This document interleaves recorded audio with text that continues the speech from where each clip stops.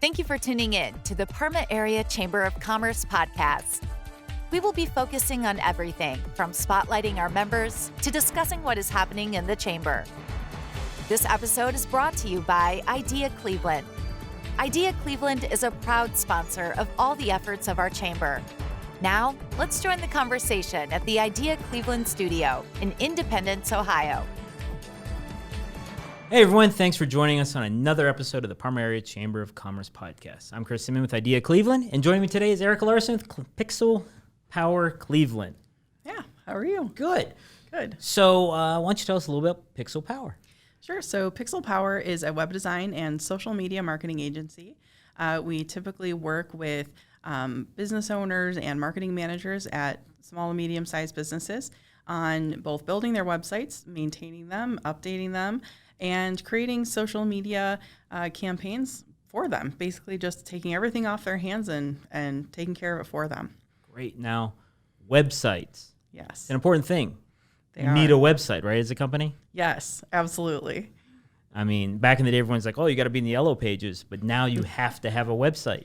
You really do. Well, there are a few reasons for that. I mean, first of all, if you're out there and you're networking or you're making sales calls, people are going to go check you out. Whether they liked you as a person or not, they're definitely going to go to have a look, see if your company is a real entity, see how professional you look. So they're going to go looking for your website.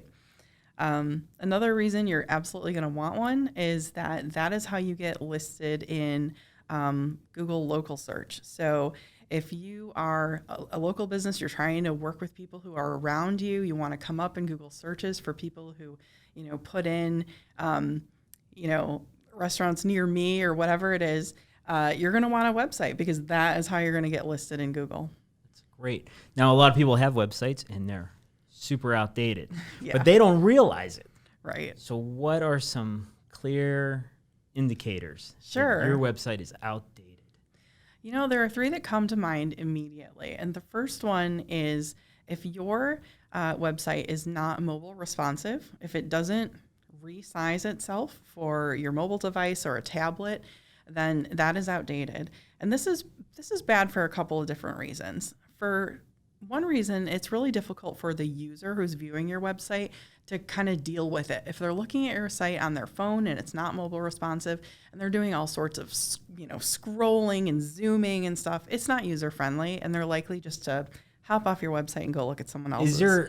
You told me not to mention stats, but there has to be something out there. There's a has to be an obscene amount of people that only go on the web on their phones these days, right? I think there is, and do not quote me on it, but I feel like it's like 40%. So it's not. It's about 40%. Yeah. We could say about. So yeah, yeah, and I but haven't it's pretty looked it up amazing. recently. There's so many websites that Yes. you go on your phone. You're like, this is atrocious. Who built this? And it's for Yes. major corporations, even. Yeah, and that just happens sometimes when they have built their website a long time ago and they just haven't thought like, oh, I really need to update this in order for people to be able to view it on mobile. And there are also some DIY builder sites where if you don't select in the beginning that you want it to be mobile responsive, you can build a brand new site that isn't mobile responsive. And so, you have to be really careful when you're building a website to make sure that that is something you're purposefully doing, not only for your user experience, but also for your ranking in Google. Because if you're trying to come up in any of the search engines, you're going to want a mobile responsive site because they will ding you and keep you from coming up. So Google can check that out and they know. Yes, it is very much a preference for Google. So it's important. It's a very important thing to have. All right, so that's number one. Make sure you're mobile friendly. So pull out your smartphone, look at your own website. All right, number two. So the second thing that comes to mind right away is an SSL certificate. So if you do not have good security on your website, it is also a problem, both for your ranking, your user, for everything, your own security. It's a problem. One way to show whether you've had the very basics, which is called an SSL certificate, you've got to have this on your website in order for the search engines to rank you. It is a requirement.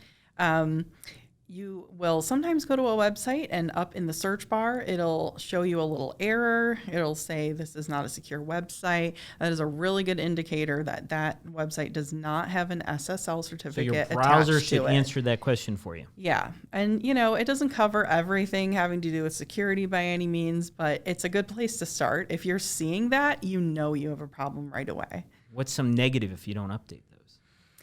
Well, your negative is that your site is less secure. You can have people hack in. I don't know if you've ever experienced going to a website and you see, oh, they're selling sunglasses. Well, that was unexpected. I didn't expect this hospital to be selling sunglasses.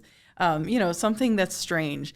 Hackers can get in when you don't have that protection, and Google, it dings you. Google sees that security as being an important thing for your website. In order for them to show you to their visitors, you have to have it. And it's important that Google likes you. Yeah, it is. I mean, they are the number one search engine. It certainly is. And they own number 2, which is YouTube as well. Yep. Talk about people in power. All right, number 3. So number 3, super important is your content current on your website? If you have not done a content review on your website in even 3 years, it's time to go through it. And that is page by page, post by post. We recently redid someone's website that it was many, many pages long, and they had actually had it rebuilt a couple of times, but they had not reviewed the content. So it was the same content they had had for several years. And as we went page by page, we found that there were references to their old business partner. There were references to phone numbers no longer being used, services not being offered anymore. So it's just really important that if you have not done a website refresh in a while, that you do not only look at it structurally and visually and all that, but to actually go through all of the content on every page and make sure that it still speaks true to how your company exists. Awesome. So let's say one of our listeners is very concerned about their website. How do they get a hold of you to have you look it over for them? Sure. If you'd like to reach me, you can reach me at 440-258-5494 or send me an email at erica@pixelpowercle.com. All right, Erica, thank you so much for joining me. Thank you for having me. And thank you for joining us as well. And we hope you have a great day. And don't forget to subscribe to the Parma Area Chamber of Commerce podcast. Thanks for listening to the Parma Area Chamber of Commerce podcast. We would like to thank our sponsor, Idea Cleveland. Please subscribe to our podcast to be notified when new episodes are released.